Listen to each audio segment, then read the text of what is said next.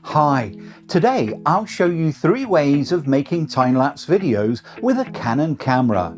The first way to do it is to record normal video footage and then speed it up in your editing software.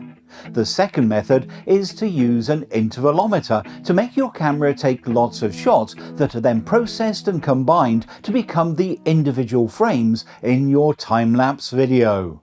And the third approach is to use the time-lapse movie mode on Canon cameras. The camera takes the shots and then automatically combines them into a finished video. What's common to all 3 methods is the need to keep the camera stable whilst shooting, otherwise any small movements will become very apparent in the finished time-lapse video. So let's go through the 3 methods. The speeding up of regular video footage doesn't require a steep learning curve. Simply mount your camera on a tripod, compose your shot, and lock off the camera. If you've got stabilization, turn that off as well. Next, set the exposure and focus and press record.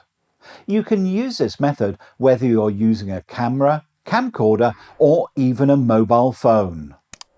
Once you're done recording, import the video file into your editing software. Next, you'll need to change the playback speed.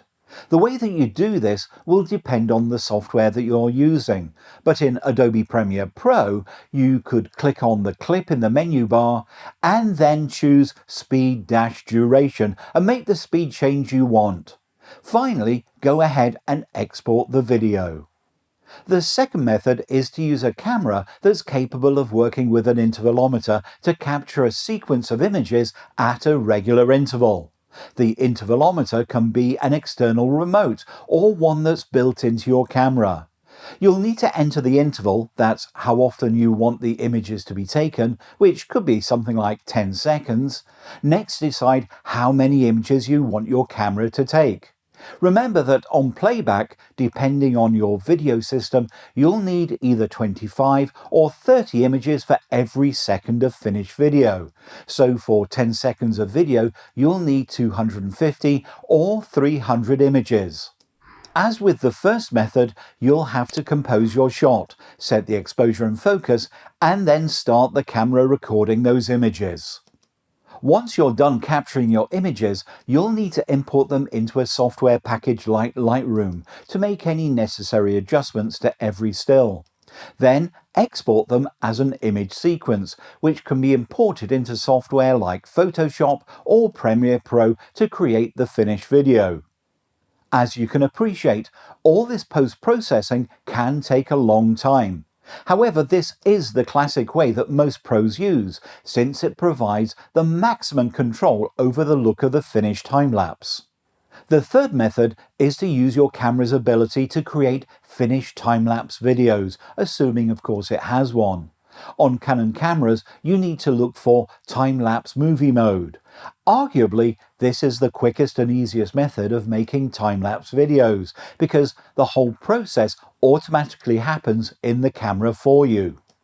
You still need to compose your shot, set the exposure and focus, then tell the camera the interval and number of shots to take. When you're ready, press the shutter button and let the camera do its stuff. Once the camera has shot the number of stills you've specified, it'll immediately combine them into a finished MP4 video. No need to mess about with any software, and you'll be able to review the time-lapse on your camera's display. In comparison to method 2, this is super easy. So, which is the best method for creating time-lapse videos? Well, each method has its advantages and disadvantages. For instance, time-lapse movie mode gives you a finished video as soon as the camera has finished recording, but at the expense of limited control over the overall look. The same is true about speeding up video footage, although you can do a certain amount of color grading in your video editor. By shooting a sequence of images and importing them into image processing software before creating the finished video is the classic way of creating a time-lapse video, because it gives you more creative control, but at the cost of needing to learn post-production techniques and taking much more time. If you consider all these factors, the best method for you will depend on the result you're looking for, your level of experience, and how much time you're willing to commit. So there you have it, a quick guide to get you up and running creating your own time-lapse videos.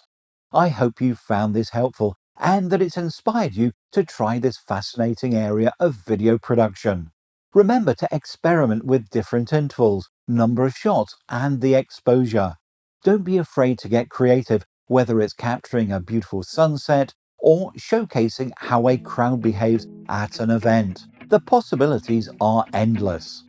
If you have any questions or want to share your own tips on making time-lapse videos, leave a comment below. Finally, please like, share and subscribe. It helps Google show this video to more people. And to make sure you don't miss any new videos, hit that notification bell.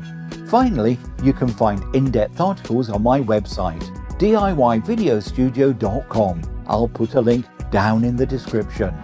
Thanks for watching, happy time-lapsing, and I'll see you again next time.